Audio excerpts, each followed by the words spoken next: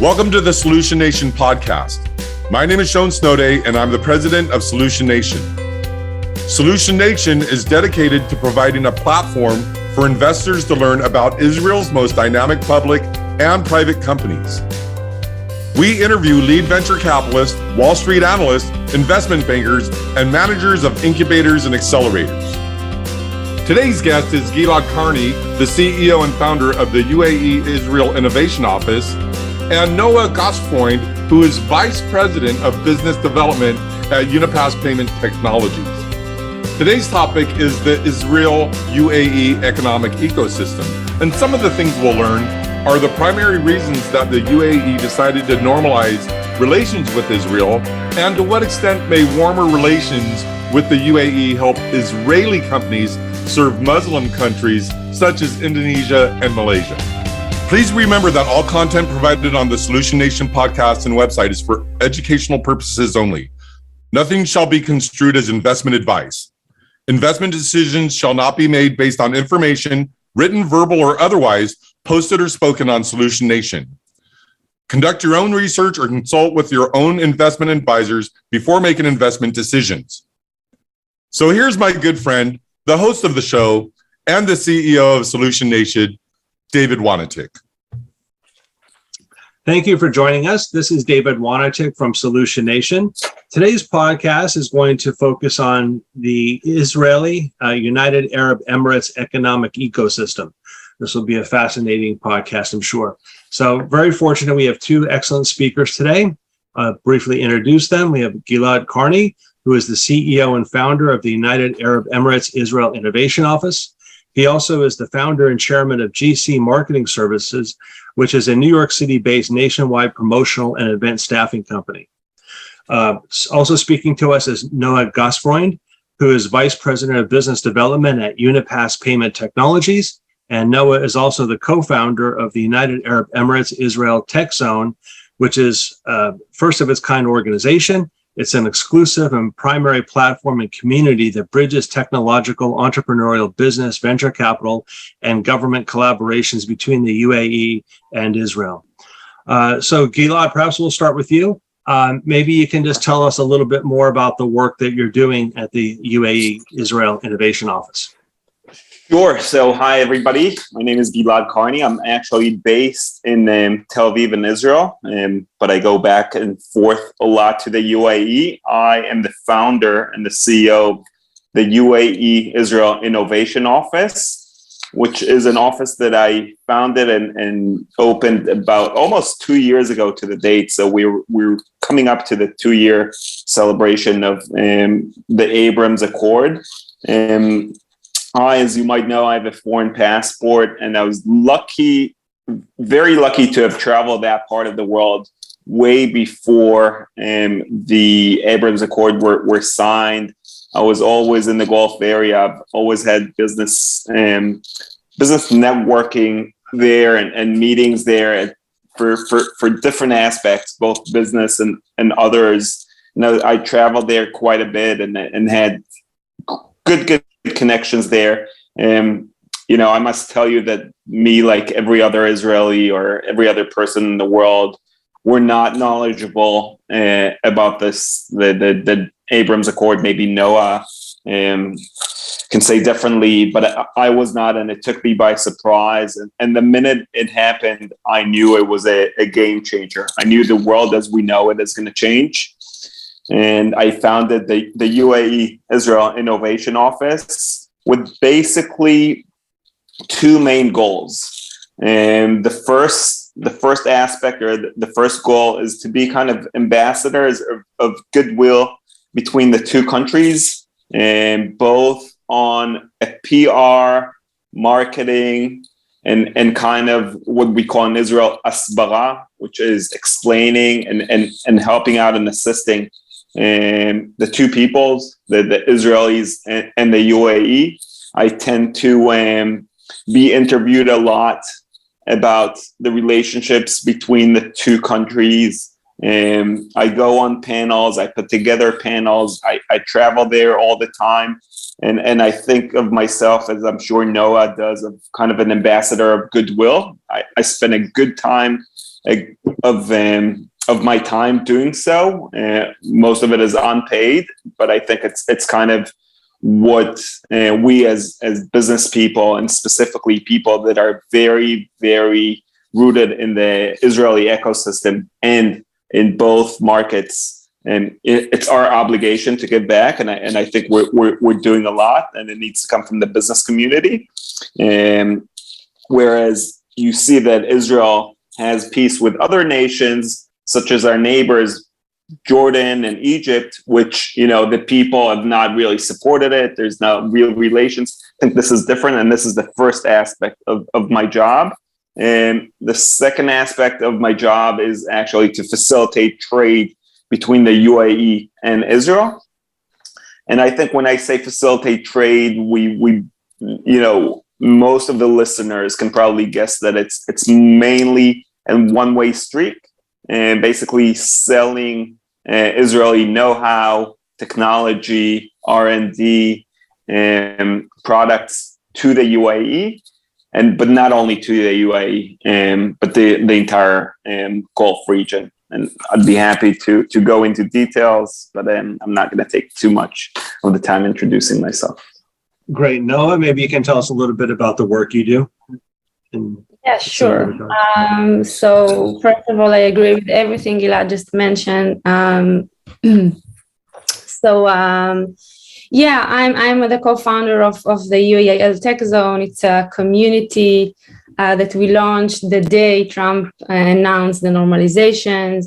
There was a great excitement here in Israel. Everyone just wanted to go there and see where the UAE is on the map, who are the people there, and how we can collaborate with them. I think for us it was a very special moment. But as my friend mentioned, we are not as acknowledgeable about this part of the world, and we thought that to build a bridge between the two ecosystems is something that is very much necessary.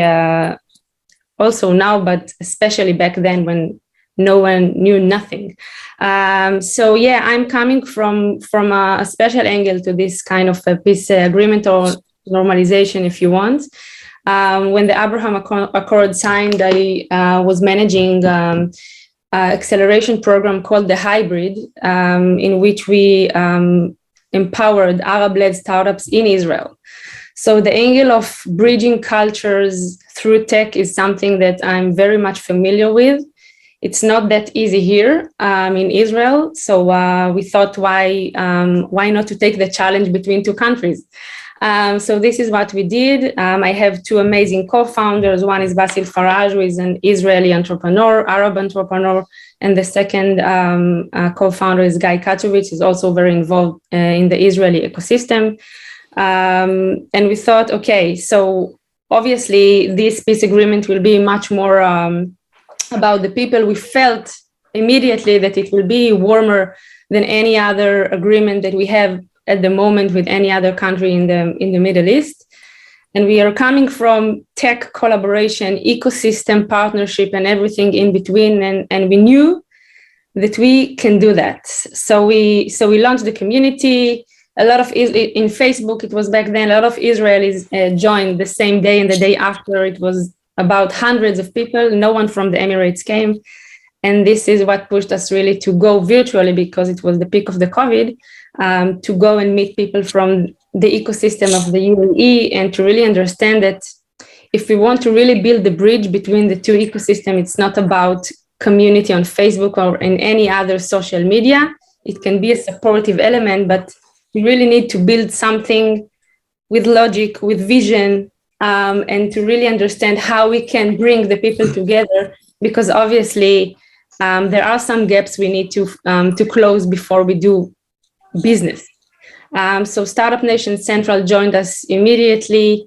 As of today, we have 2,000 community members registered to our community. We're doing a lot of activities, whether if it's delegations, events, webinars, and many others activities that I would love to elaborate maybe later on.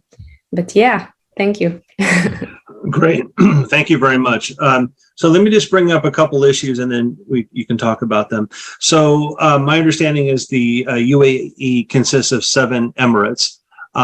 First question is, do those 7 emirates speak in one voice, or are some of the members more committed, some of the emirates more committed or less committed?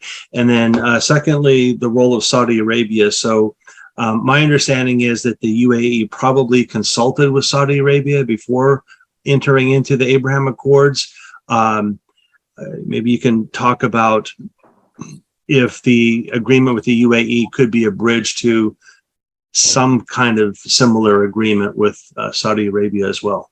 So Gilad, would you like to start? Okay, maybe I'll start with the second question. So Saudi Arabia and the reason for the UAE signing the Abraham Accord. So let's make no mistake about it. The reason that the UAE signed the Abraham Accord is a much larger reason, and it has to do with geopolitical reasons and the way that the Middle East and especially the Gulf and that part of the world is shaping in the last decade or so, and Israel's very, very tight relationships with the US and the changes and the acceleration that's been going on with Iran.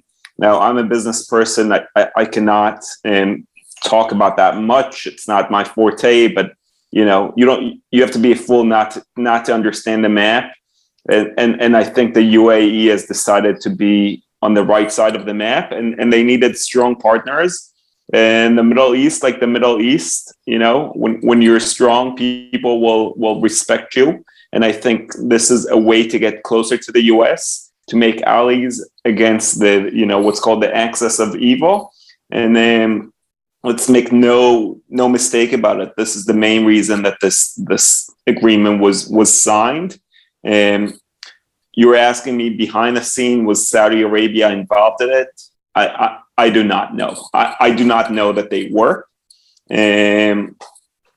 With that being said, once it was signed in the UAE, everybody that I know, everybody that I've talked to, all the business people, all the residents there have kind of shifted, and all of a sudden the next day they love this agreement. So the UAE as a country said, we have an agreement in Israel, we have a normalization agreement. The next day, relationships between the state of Israel and the state of the United Arab Emirates were peaced and normalized.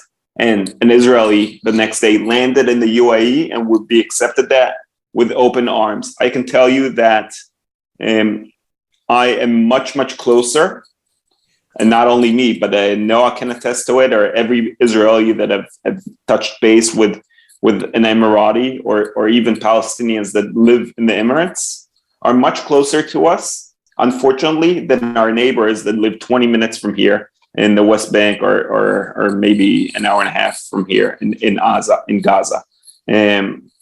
So once it was decided that this agreement is signed, it's a real peace. And me as a business person, the geopolitical reasons, I'm not too concerned. Now, other countries, and I'm not talking specifically about the country that you mentioned, will other countries join it? You'd ask me a year ago, I'd say I wouldn't be surprised if they were. You ask me today, I'd still say the same answer. I just don't know when, and I'm very hopeful and optimistic that they will.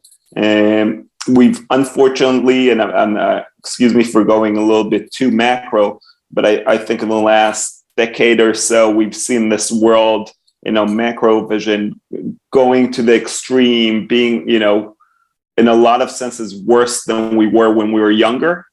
But this gives hope that we are seeing some stuff that is happening, such as this normalization agreement. And I am hopeful that Israel will one day sign with other countries.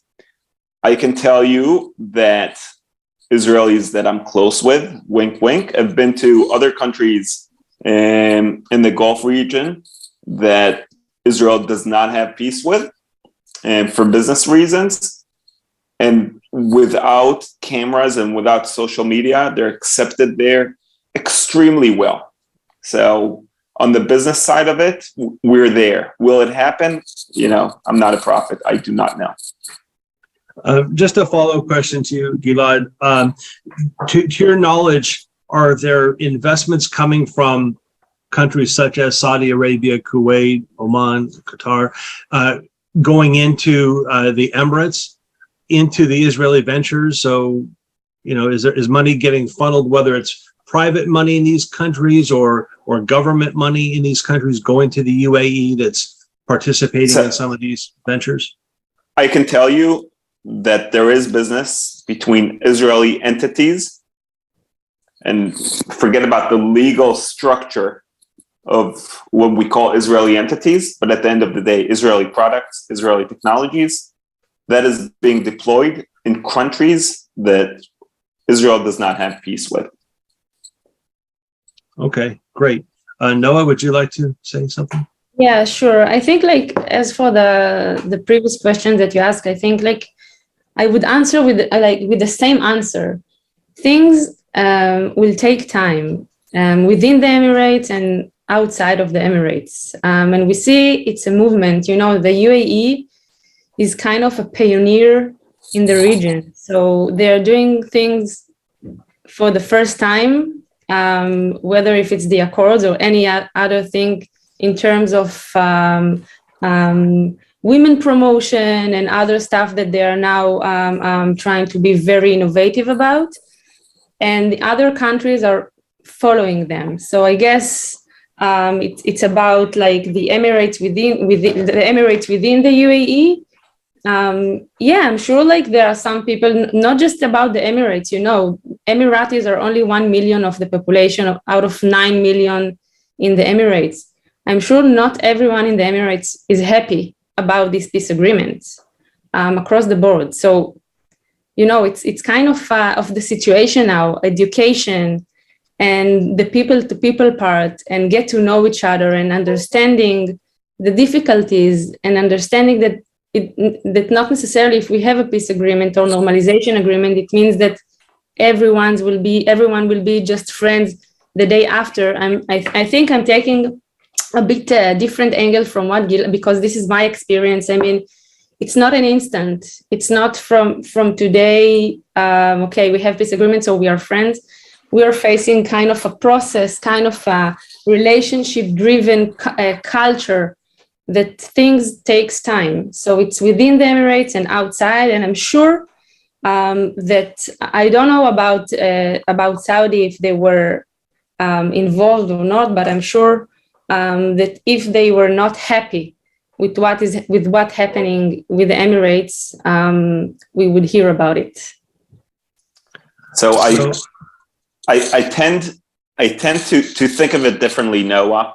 I actually think that it's more of a cultural different, and I'll go by it again on a business, just a different business culture in the UAE. So Israelis are very, very similar to the Americans. The way that we do business, our morals and ethics, legal system, business legal system, our due diligence. That's why not only is America the biggest market for us, Israelis tend to go to North America and not Europe, and not because it's easier, time difference and long, just because we do business the same way. When we go 2.5 or 3 hours east to the UAE, even though they're very, very close to us, they do business different than us. And I actually think that they're, at least the business community is very, very happy about it. But just it's a different time zone. The way that people work there and do business, they got to gain trust from you, and they got to wine you and dine you, and it's very un-Israeli. So I'm sure a lot of Israelis probably that have gone there. Israelis like to fly on a business flight, go there for 3-4 days, probably get on the weekend as well, do their business meetings, and then really party or do their leisure time by themselves. In the UAE, you need to fly there. You need to fly there for a week, 2 weeks. You need to fly there a lot and spend a lot of meetings and a lot of stuff that is not what Israelis like to call tachlis, which we seem as a waste of time, and they not necessarily. So I think it's actually cultural rather than what you described. But this is the way I see it. I think it's both. I mean, it depends. It depends, but it's I understand. I do feel you about like the business, that there is a will. But yeah. And also one thing that I want to mention, David, if I might, is another difference between the Israelis and the Emiratis. Israelis are very, and the business side of it, Israelis are very opportunistic. You know, we act fast, not only in our startup, but our army, our tech units in the army, even our corporates. And you know what? Even our government, although we Israelis, we have a national sport of bad mouthing the Israeli government. We act fast. We really do. And we're opportunistic, and we change things. I think my experience and the biggest difference is in that part of the world, people are actually planning out, whether it be, 3 years, 5 years, 10 years, even 50 years. I don't think you can find one Israeli that can plan or think about, 10 years, not let alone 50. So there's a big disconnect between the two nations on that part. Okay.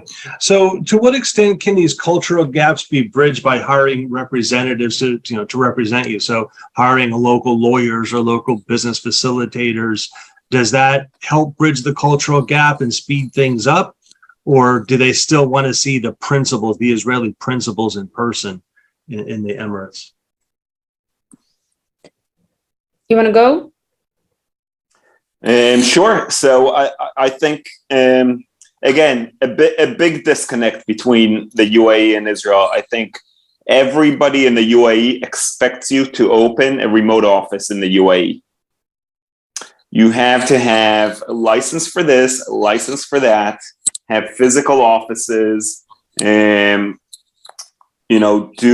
your company or move employees to the UAE.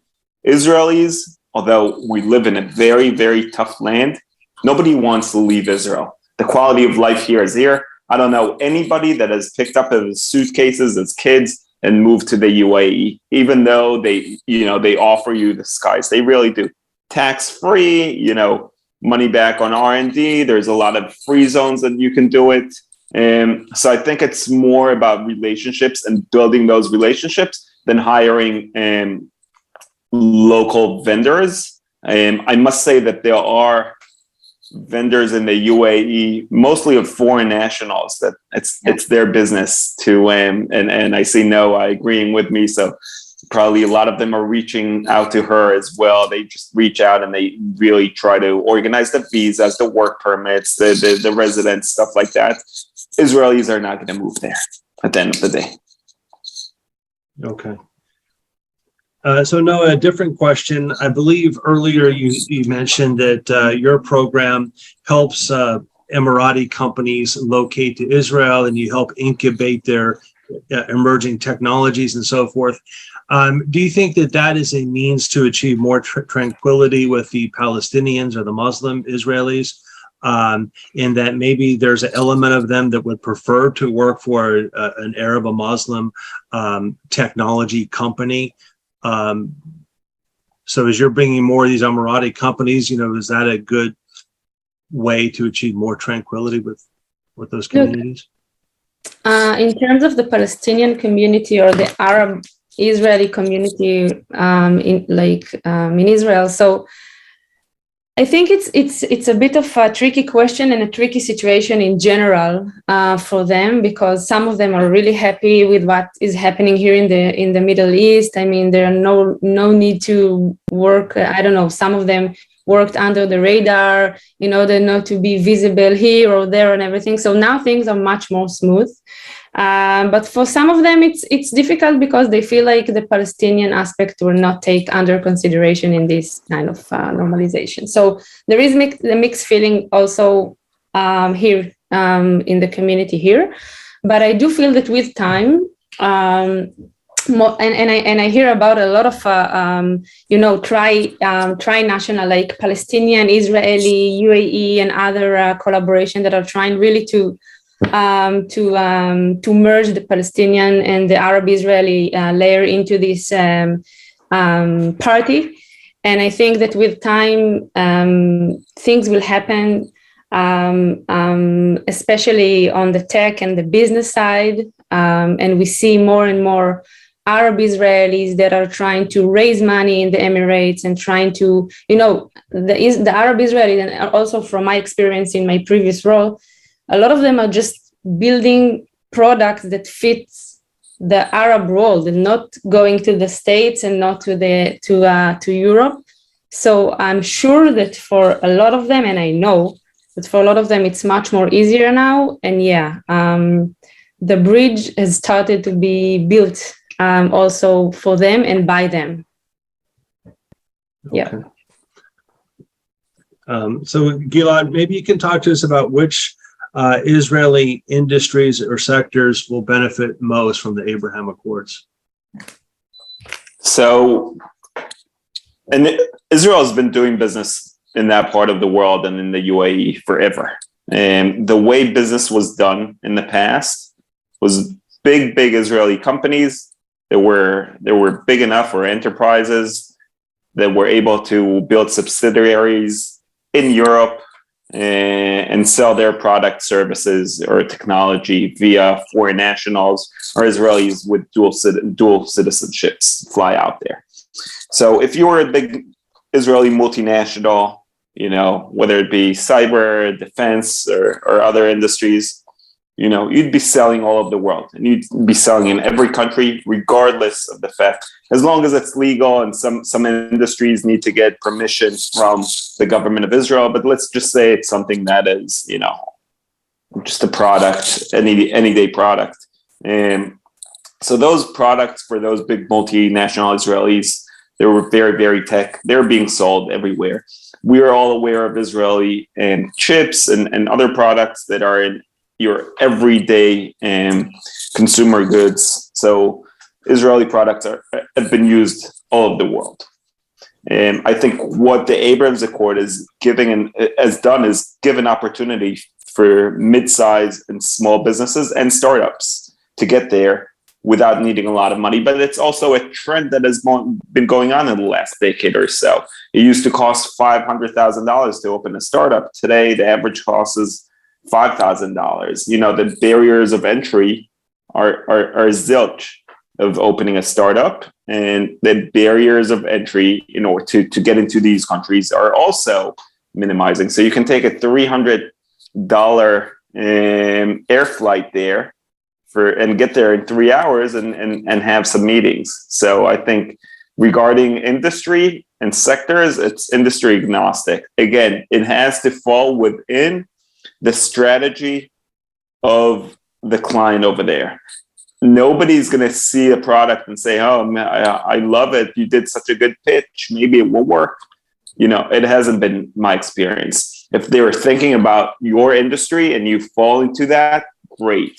But like I said, it's not opportunistic.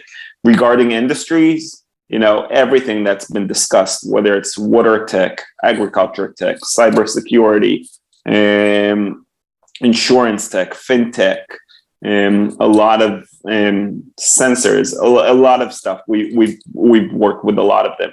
Construction tech is also big. So industry agnostic. Yeah. Can I add from my Sure. point of view? Right. Everything related to industry. So everything desert tech, we are sharing the same challenges here in the Middle East. So obviously there are a lot of tech collaborations and share segments that we are working on with the Emirates. But I want to elaborate on other points, not just the vertical, but the segment of the startups that are going there. When everything started, like everyone ran to the Emirates, from early stage to late stage startups and everything in between. And I want to just to stress on the fact that we learned something in the past 2 years. The Emirates is not the ideal place for early stage startups. And I'm saying all the time for people that are trying to find their place in the Emirates, I mean, you need to leverage on the things that can bring you real value from the Emirates or the GCC on the MENA region. I mean, don't forget that Israel is also a great place to raise money, to go to accelerate, Exactly. get mentorship and everything. I mean, don't forget everything at once, because we have normalization with a country that has a lot of capital there. So I personally recommend to later startup to go to the Emirates, those that raised capital, those that already penetrate one market, that they have product market fit and understand what they really bring to this world. Otherwise, in the Emirates, to sales dream and vision, it's much more difficult than in any other place in the world. They love to see tangible stuff. They love to see traction, and it's fine. I mean, we just need to understand it and to tune our strategy towards it. So, for example, we got back from the Emirates last month with a delegation of unicorns and late stage startups from the verticals of digital health, sustainability, and fintech. And you see the demand. I mean, once there is a real context, there is a fit between the stage, the vertical, the entities that they meet, there is a real demand from the Emirates. Otherwise, people will keep chasing and look for things that they might not find there, like early stage capital. So it's something that is important to mention, because I know that some of the audience that listen to this podcast are early stage investors. I absolutely agree, Noah. I think being an entrepreneur in Tel Aviv, it's the best place to be. There is no shortage of money here. Meetups, accelerators, mentoring, second-time entrepreneurs. If you're a good startup here, second time around, or just a well-rounded startup, this is a place to do it. The ecosystem, and we can do just a podcast on why Israel is such a good and nurturing place to start a startup. But I would not go anywhere but be in the Tel Aviv or central area of Israel. So I agree with you 100% on that. Where are the pain points most profound in the Emirates? Is it water technology? Is it security with problems with Iran? Is it food? When I was writing the book Solution Nation, I learned that the Emirates put cows on airplanes. They flew cows on airplanes because they just didn't have enough cows there. So, is it, I don't know what they're doing in agriculture. But there's probably a lot of places one could invest their money. If I wanted to play this, where would I find the most acute pain point? I would go for everything desert tech, climate change, water tech, agri-tech, and food tech. Food security is huge in the Emirates.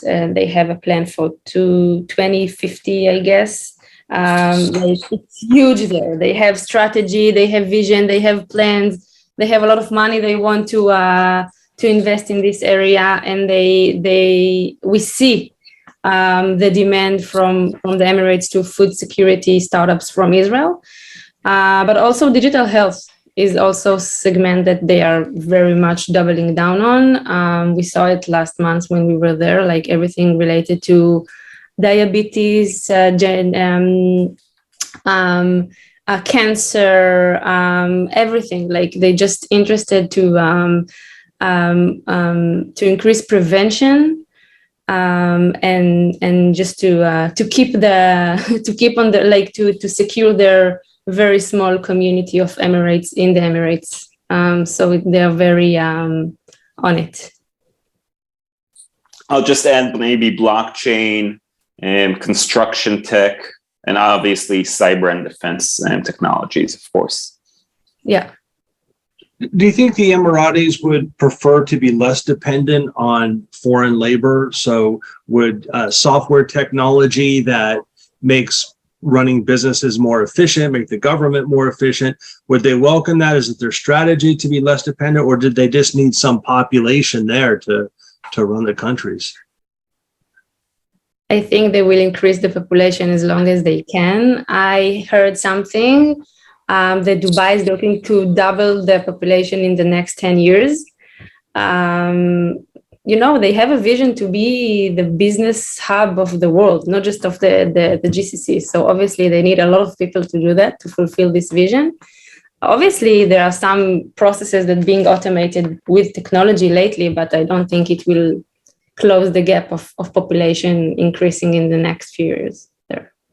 I agree with Noah. Listen, we've been talking on this podcast for almost 40 minutes now. We haven't talked about gas or oil, right? So look how they've changed the way you think of this country. And they're funded. Most of their money came from that. And they're just very quick to change, and they through strategy and through planning ahead. Yeah. Help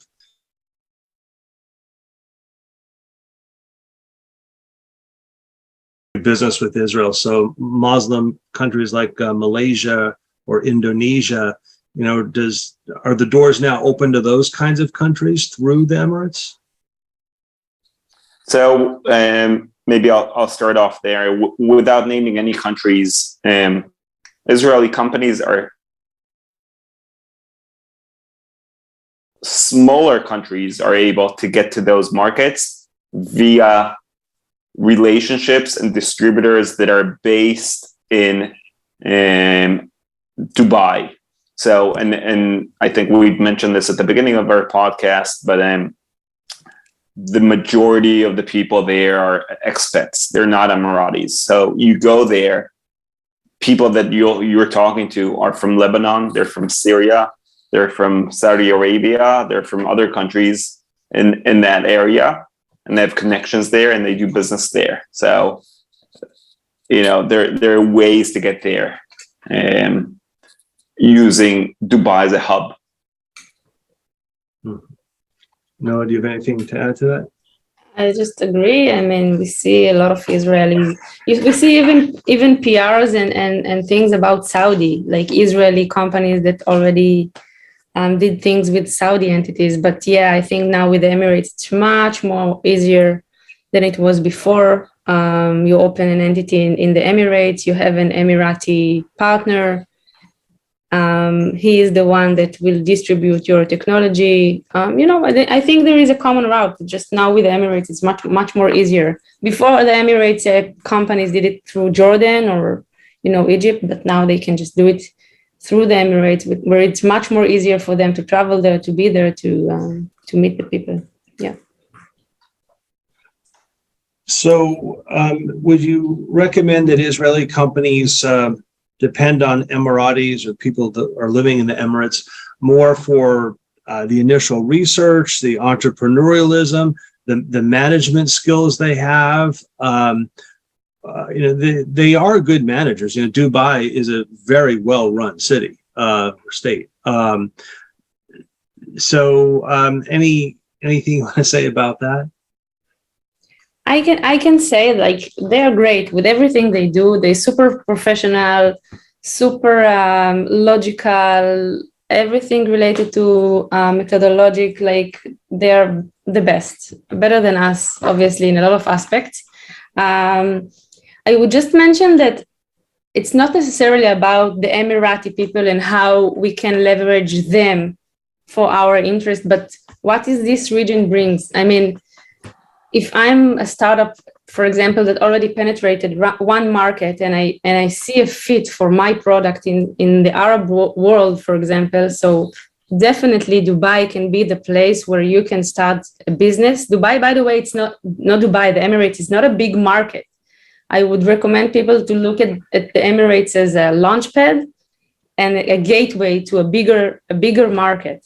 So if this market is good for you, and I think, by the way, open a new like the GCC or the MENA region is a new market for Israeli companies. This is the opportunity that I see at the moment for Israeli companies in this area, rather than any other thing like investments or I don't know, like open new market. If it's a fit, this is what I would go and do. But you need to do your research and understand if it's a fit or not. I mean, every country, every region acts the same to different products, different verticals.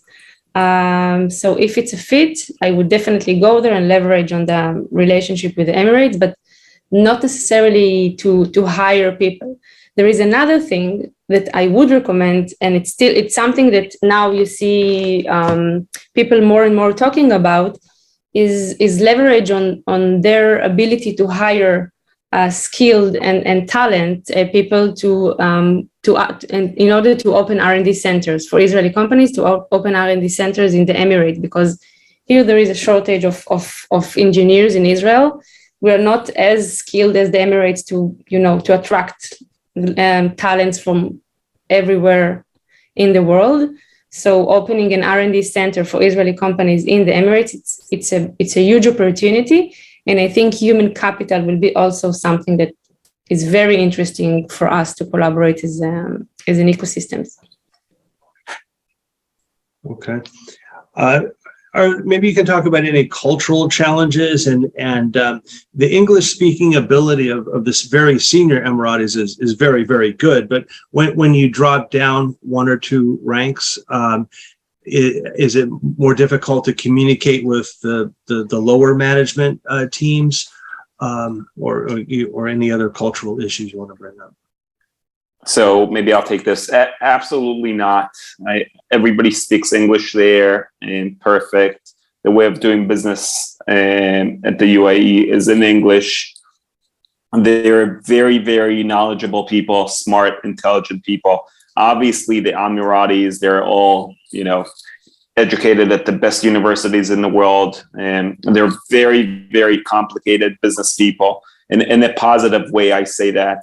And don't forget the people that they hire to run their companies, and the C-level and maybe underneath that, are the top people in the world that are coming and relocating to this area. At the end of the day, they're not relocating to the middle of the desert. Living in Dubai, living in Abu Dhabi is amazing quality of life. It really, really is. It's Vegas, but on steroids, and it's just amazing. And when you go lower than that, to the service providers, they're the nicest people you'll meet, and they all speak English. And I've never encountered politics in a negative way, or racism, anti-Semitism, or anything like that. Only advantages of working with them on a business and English level. Okay. Agree. You agree? Good. So you have the same work week, right, as the Emiratis? We do. I actually. I'm sorry. Not anymore. Why is that? No, I mean, they work Monday, Friday. We work Sunday, Thursday. If this was the question. Okay, they work Monday through Friday. Okay. Yeah, but their time difference. I work with the States a lot, and for a lot of years, and for me to be working on normal timetables, it's amazing. It's a 1 hour difference, so I love it. It's the same as working, and in the past 2 years, we've all worked in Zoom, so it didn't matter if I talked to somebody in Haifa or somebody in Abu Dhabi, same exact thing. And yeah, absolutely. Okay, great. Maybe we'll see if you have any closing comments or anything else that we should know about Israelis working with Emiratis. Gilad, any closing comments you'd like to make? So you know what? The Abraham Accord were signed 2 years ago. We're seeing a huge surge of Israelis flocking there. I think at the beginning, there was a lot of fluff. So every Israeli business person kind of made it a pseudo vacation to go there and check out the business side, but also visit there. It's an amazing place to visit. And I think we've seen every Israeli on the business side visit there already in the past 2 years. And so a lot of the fluff is gone. We're still going to see a lot of tourism, and the tourism, unfortunately, I think it's geared one way. So it's Israel towards, the UAE. When you take those flights, they're just full of Israelis. You don't see people from the UAE traveling to Israel that much, regular tourism, and there's a lot of reasons for that.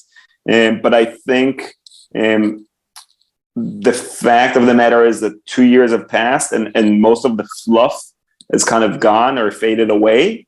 I think time is only going to do well for the relations, and relationships are going to be built, and trust is already there. When Emiratis meet local Israelis, business people, they already know us. They're very well of how we operate, and I think it's only a sign for optimism for the future for relationships between the two countries. And I'll finish off by saying again, I'm optimistic and I'm hopeful that maybe one day more countries will join. We will only have what to gain from it. We absolutely do, and nothing to lose from more countries joining this. Great, thank you, Noah. Yeah, closing comments. Yeah, sure. I would love to echo Gilad, and just mention that yesterday it's been a record of $1.4 billion trade between Israel and the Emirates, which is for since the start of the year, for start of 22, and it's just amazing and exciting because I think it's almost double.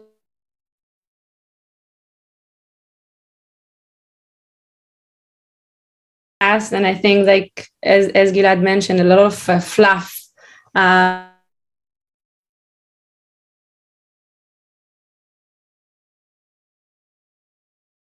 Affinity to this area and really want to do something are now just either exploring or executing their plans. And I think it's only the start for our relationship with this amazing country, but also with other, like the entire GCC and MENA region. And I can tell, from a perspective of an Israeli that has no friends from Jordan or Egypt or any other country in the Middle East, it's super exciting now to have Morocco on board, to have Bahrain on board, and hopefully other countries, as you mentioned. And for us, we have a lot of things to gain, but a lot of things to give. And I think it's exciting time here in Israel. Great. Well, thank you.